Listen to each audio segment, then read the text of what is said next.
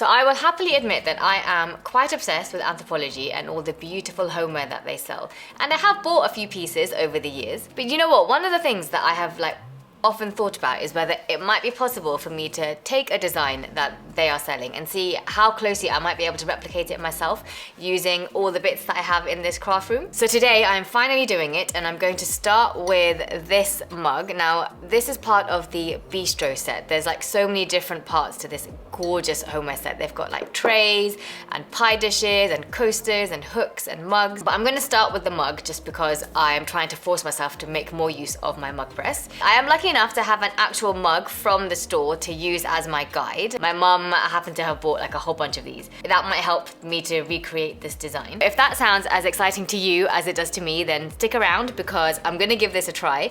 I don't know how this will go. It might be a total disaster. I haven't planned this in advance. I'm gonna actually just try and design it for you guys right now and see how close a match to this we can get. My rough plan is to use a combination of infusible ink and some kind of adhesive vinyl to get the kind of final look of the black and the gold that this mug has. And I have actually seen a pre-made mug design which is sort of along the lines of what this design is, so I'll use that as a place to start. I mean, I'm gonna be optimistic. Hopefully this will go fine, but yeah, let's just see what happens. Before I go any further, let me just clarify. I'm doing this because it's really fun and it's the kind of thing that I enjoy. I'm definitely not endorsing anyone taking, a design, copying it and selling it. That's not cool. We're not here to do that. We're just having some fun, seeing how good a replica we can make of this, okay? So hopefully now you guys, no one's gonna try and get me in trouble over this.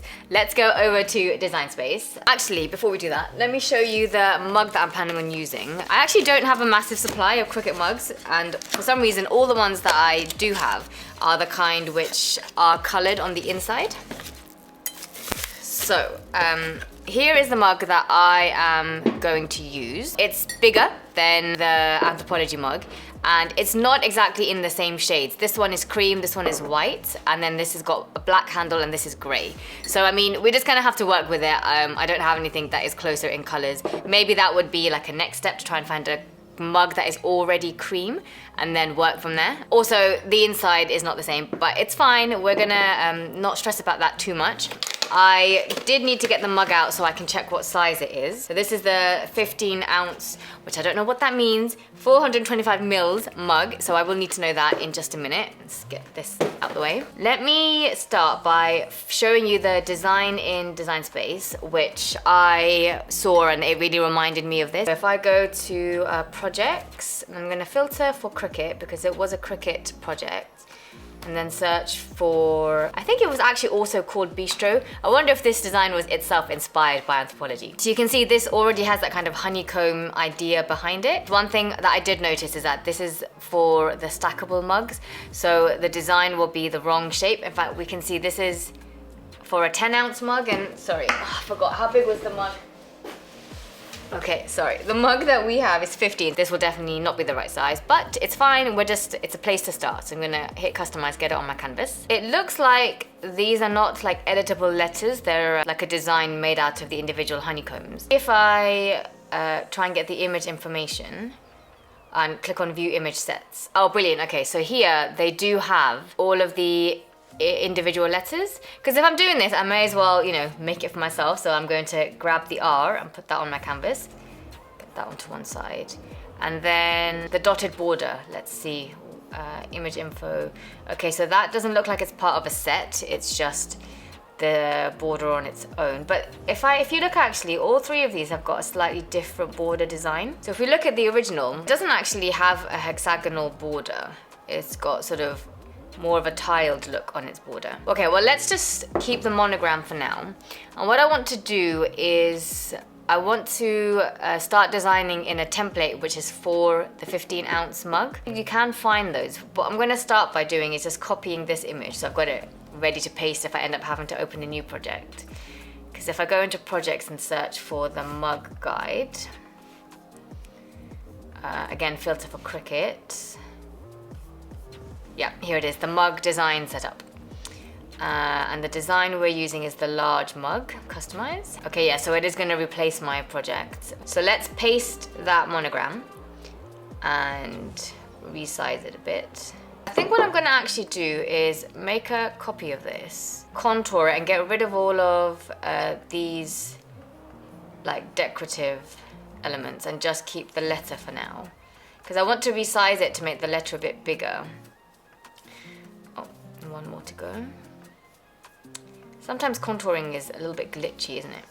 Okay, so imagine that's gonna go there. And let's think, let me grab a ruler. In the original design, the mug is 10 centimeters tall and the letter is 6. If this is about 11, then let's say we want the letter to be about 7 centimeters tall. This is already 8, so we could make it a bit smaller, like that, and position it there. And the other constraint that we have, which Anthropologie obviously don't have, is that our design has to fit within these dashed lines. Whereas if you look on the original mug, it goes and wraps all the way around, even underneath the handle. If you look on the design here, they've got a little decorative element either side of the letter. I wouldn't be able to fit one quite as close to the handle because of these, where the dashed lines cut off. So in fact, I'll probably move my letter a little bit further away so that I can still fit a decorative element here. What I want to do first though is to try and find a honeycomb pattern to fill up the whole background like we have on this mug. Let's go into images and I'm going to search honeycomb. So this looks like a decent one. Just want to see if there's anything which is maybe sort of more rectangular, so we have to do less kind of manipulation of it. Honestly, there are so many of these. Okay, maybe this one or this one. There's a few options. This is quite a large honeycomb. Might work well for us. And actually, I'm just going to write honeycomb mug and just see if that comes up with anything. This is a bit more rectangular, but it's not quite the sort of pure honeycomb, this one here, that we need. To be honest, it's a bit of a long shot searching for honeycomb mug, wasn't it? I might keep this one because the original design does have a border, so we could maybe make use of that, or we could try and recreate that ourselves. Ah, this might be useful. We can layer that. Okay, I think I've got enough options. Let's add these to the canvas. Oh wow, these are huge. Okay, sorry, let me zoom out and separate them a bit. See what we think. I love this designing process, honestly. It is the best part of any crafting. If we layer this, you know what, I think one of these designs will actually be fine. One of these ones, if we just stretch it a bit. It is bigger than the original design, but to be honest, looking at how intricate this is, I'm not really up for weeding something this small, and also Cricut probably won't be able to cut it like particularly well because the lines are so slim. So we have to make some compromises if we are going to be doing this ourselves. So I think that's the first one. I think I will keep this one. The other option is this yellow one. And the only reason I'm considering it is because it has slightly fatter honeycomb, which will be easier to weed. So if I just zoom in, let's compare the two. Because we do have to think about the practicality of actually making this. Yeah, I think I'll keep the yellow one because honestly, anytime I try and design something, I always go for the most intricate option and then have a proper nightmare cutting it properly and weeding it. So let's try and avoid that if we can. We've got the honeycomb background. Let's get rid of the other options. So let's start by arranging in center back. Oh no, not quite center back. Let me move it above the mug design, behind the letter. I'm not really loving how big the honeycomb is compared to the letter. If we look on the original, the letter has got like an offset background layer, so hopefully that will make it stand out a bit more. So I'm going to grab a rectangle because we need to cut the honeycomb layer to the right size. So let's grab a rectangle. I'm going to unlock it, get this out of the way, and then just resize it to kind of match the size here. I'm not really fussed if it goes a little bit above and below the size of the template because that will just end up kind of not transferring anyway because of the size of the mug. What I could do is to make it exactly is to check how big this is, 10.83. So let's start by doing the height as 10.83 and then the width, I won't be able to get the exact width, so let's just keep it like this. So then let's move somewhere where it's a bit easier to see what's going on. I'm going to move this rectangle behind and I'm going to slice the design, but what I sometimes find is that when you're doing this kind of thing, it's a good idea to sort of position it strategically so that you don't have awkward edges to the design. So maybe if I can try and align the honeycomb to be sort of halfway along the top and the same at the bottom. So you can see here, it would cut exactly through the middle and almost through the middle here. And then they're sort of quite aligned to the edges. If we select the 2 layers, maybe I'll do it as one of the new combine functions. Ordinarily, I would have gone to slice because I'm an OG Cricut user, so I used it before all these new functions came in. But I do prefer these new functions just given that you can undo them. So let's do an intersect for this and make sure that it's the black color, and then let's get it back onto our design. Okay, that's looking cool. I do definitely think that the letter is now looking a little bit weird, so we need to create this offset layer that we have in the original design. Let's see if just the offset works on this. Right, let's give it sharp corners. You know what, that looks a bit weird. If I apply, you can see what I mean. Let me change the color. Make it like a goldy color. I really actually don't like the way this is getting all these hexagonal lines on it. I'd want it to just be kind of a straight R in the background. So maybe a better way of doing this is to find a letter R in fonts which matches closely enough to the hexagonal pattern. The original design doesn't have the monogram letter in hexagonal pattern. It's more like a tiled bricks. So I could try and recreate that if I can find like a tiled pattern. I think I'm going to stick with a honeycomb. I can see that that's going to be something quite complicated to do. Let's grab some text and just write the letter R. I'm going to be looking for a font that is quite chunky because already we can see that this is not really matching. I wonder what would be a good filter. We want something chunky. Oh, the chunky might be a good one. Let's see what that comes up with. But I don't want it to be like comical chunky like this top one. It needs to be just sort of, you know, like a heavy, thick font. This one might work. Let's try that. That's actually kind of cool, and it's got the sort of hexagonal element to it. Make it a bit bigger. That's actually looking kind of cool. I'm going to see if there are any other options, because obviously it's not ideal that this one has got this weird bottom bit I'd have to cut out anyway. Yeah, the rest of these are looking a little bit too just quirky. Could try this one.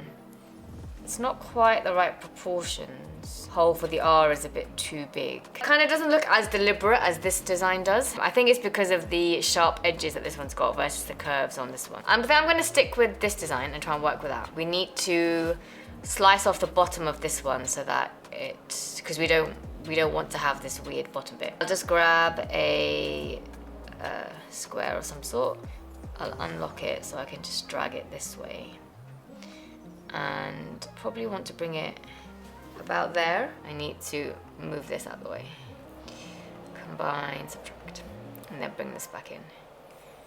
Arrange, bring to front. Now I agree, if you're thinking like I am, this looks a little bit clumsy. But I reckon, because obviously remember this orange layer is going to be like a gold adhesive vinyl, that might look quite cool. Which reminds me that actually we need to slice the R out of this background layer. We will probably be doing an infusible ink first, which will be the black. All of the black will be infusible ink. Then layering the adhesive vinyl foil, whatever we use, on top. And if we do that and we haven't sliced out the space for all of these hexagons, then obviously we're just going to cover them up. So let's do that. One of the things that I always do when I'm designing, if I'm going to make a change, I try and keep a copy of the version before I made a change. So I'm going to do a quick copy paste and then bring this over here. We're going to need to keep a copy of this because what I'm going to do here to make it easier, I'm just going to slice and... So, okay, hopefully you see what I mean. We didn't need the copy, actually. Forgot how slice works for a second there. You can see we will infusible ink this bit, and then we'll put this on top, but because we've done the slicing, it will just fit nicely on top. And in fact, it will probably help us to put it in the right place because it's kind of like fitting a puzzle together. Let's group this one. And bring that back on top of our design. The other thing that this design has, which we don't have, is the decorative elements, like these little kind of motif designs. And also, it's got sort of scattered hexagons that are gold, like inside the honeycomb pattern. So let's figure out that bit first. What I might do is grab a copy of this. If I grab another shape, let's say just grab a circle. Bring to front. Let's do a slice. Get rid of this. Now I need to just contour this so I only have one of the hexagons. So if I just hide all contours, there we go. It's done it. Brilliant. We've got that. Let's put it onto our design and change it to the gold color. Once I've put all the gold elements, I will attach all of them so that they will cut as a single layer, and then all of the black will be a single layer of infusible ink. Let's just copy this and scatter them around a few places. Oh, well, I am going to quickly do a quick save because I don't want all this work to suddenly just disappear on us if Design Space decides to glitch on us. Let's have a think about whether we want to put this kind of motif design on here. Let's search back in images. I'm just going to search for like geometric motif. See what that comes up with. What I definitely don't want is something too intricate and small. So maybe it's something like this. Maybe even this. This could look really cool. Or this. This is quite close to what they've got on here actually. Very close. Let's try that. Add to canvas. Okay. Sorry, things are looking a bit messy. I'm going to tidy up first. Let's get all of the elements we're kind of done with out of the way. Resize them all to be a bit smaller. I'm actually loving the look of this one the most because it is definitely the closest to what they have on the original design. The thing is that the lines on this are a lot slimmer than the background that we've gone with, which might be why actually using something like this would work better. Because what they've done is they have filled certain parts of the motif to be black, and then they've cut the design out of gold. So if I make a copy of this, take the top layer to be like this, that is going to be such a nightmare to weed. I can already tell. But you know, we can try. And then if we take this one and hide all contours and just make it like a background layer like this, layer the two on top of each other. That's the kind of thing that they've got on here. Let's try it with this one because I really do think that's going to be so difficult to weed. It's probably not worth trying. Let's do the same thing here. Hide all contours. Turn this one to be like a gold on top. Arrange, bring to front, align and center this. Do you know what? I think probably for my sanity, we should go with this one here. So I'm gonna get rid of these other two. They don't really put the kind of gold hexagons close to the motif. So if I get rid of this one out of the way for a second, let's think about how we want to align this and if we want to have two of them. Let's make a quick copy. Put one on this side. Let's make it a bit smaller. We can probably do that. So then I'll paste this one again. Do you know what? This is looking quite cool. I think we're getting closer. I mean, it's obviously like a rudimentary copy. It's not as intricate and delicate as the original design is, but I'm still enjoying how this is looking. I think what I might try and finish off with is to try and just do the top and the bottom border. The way I want to do this is I'm going to grab a shape and I'm going to turn it into like a long, thin rectangle. This might be a bit too chunky. Let's see how it looks on the bottom, like bottom and top. Yeah, I think it is a bit chunky. Let's make it, rather than 0.7 width, let's make it 0.5. That's looking cool. And then what I want to do is put an even thinner layer and put it on top, kind of halfway in between. Probably it should actually be a little bit thinner than this, shouldn't it? But I don't want to go much thinner. Let's try 2.5 millimeters. And put one on the bottom as well. The last bit that I want to do is filling in some of the hexagons around one of the gold, where I place a gold one. I'm going to copy and place it here and then change the color to black. I'm going to do it in the middle somewhere where I don't have to worry about the hexagons getting cut off there. So I can see the tricky part of this design is going to be when we're trying to get this gold layer on, because the infusible ink layer is going to be easy. The machine will the mug press will sort that out for us. So this is looking a little bit too kind of ordered. I want to move around some of these, make it less like it's deliberate, because they do look very just scattered on the original design. I think we have done a pretty good job recreating this design. We've got a top and bottom border, we've got the hexagonal background, we've got letter on there. I definitely, it is a little bit chunky compared to what we've got here. It's still a pretty cool design, I think. So now what I'm gonna do is I'm gonna save first. Have you noticed I'm a bit of a hypochondriac when it comes to saving my designs? Now we're going to copy and paste it because we want to simplify the layers. What I'm gonna do, and don't worry, I won't make you watch because it's a little bit of cleanup. I'm just gonna make sure that I'm happy with the exact alignment of the two different colors, each element. Like making sure that this is entirely inside one of the hexagons. And then I will weld all of the gold layer together and all of the black layer together. And then we will have a go at cutting the design. So I'll see you when I've done that bit. Okay, it has actually been a couple of days now since I was last working on this project. I had to stop because it turned out I didn't actually have any black infusible ink in the craft room, so I had to go and order that. While I was waiting for it, I actually obviously kept thinking about the design, and I realized that where we got to last time, it's nice, but I'm actually not that much a fan of the monogram letter, and I just wanted to give it another try, and I thought maybe I will try and get that tiled look that is on the original mug. And obviously, being an obsessive crafter, I couldn't wait to try it out, so I have made some adjustments to the design. Let me show you where I've got to. So here is the honeycomb that we got to last time, and this is the new design. So hopefully you will agree with me that this look with the letter being tiled rather than with the hexagons looks much nicer. The letter is filled out more. You know, here there's a lot of empty space around the hexagon, and that was because the offset wasn't working. Whereas here with the tiled letter, it just looks a lot neater and a lot more kind of deliberate. We're actually ready to go ahead and cut each of these layers. The plan is, with the infusible ink, we will press the mug first, and then when that is done, we will layer on the smart vinyl on top. I'm a bit concerned about the smart vinyl because some of what we're cutting is very thin, and anytime I've tried to cut a design this intricate and tried to weed it, it's been a total disaster. In fact, before I cut, I will probably contour out these tiny little holes in this design here because they're just not gonna cut, and so there's no point in getting the machine to try and actually cut that. So I will go and do that, and then we will be ready to do the press.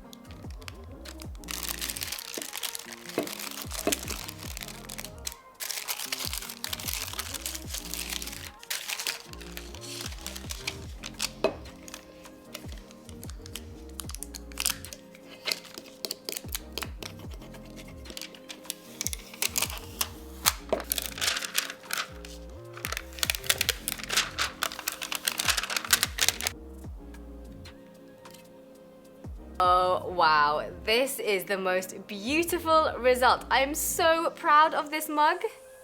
It actually wasn't as tricky as I thought it was going to be to weed the different layers. I thought that the gold vinyl might be quite hard to weed, but actually it was like a complete dream. There were no problems with that. The infusible ink transfer is gorgeous. The color of the black has come out so vivid and dark. It's just stunning. And then layering on the gold vinyl on top is just giving it the most amazing pop. If we put the two mugs side by side, then yeah, it's quite clear that one of them is Anthropologie and another one is trying to be Anthropologie. But if we take away the Anthropologie one, put that on the side. Then what we've created, I think, is so beautiful. Honestly, I love this. There's a little bit of ghosting near the handle, which I think is kind of to be expected, and I think I slightly misaligned the design. But overall, for a first attempt at doing an Anthropologie recreation, I think we've done really well. Let me know in the comments which design you want me to recreate next. And before you go, if you want to know more about the mug press, then check out my unboxing video. This was in fact my second time using the mug press, so I'm pretty proud of myself that I managed to get such a good result having only used the thing once before. I'm gonna go and make myself a lovely cup of tea. I'll see you next time. Until then, happy crafting!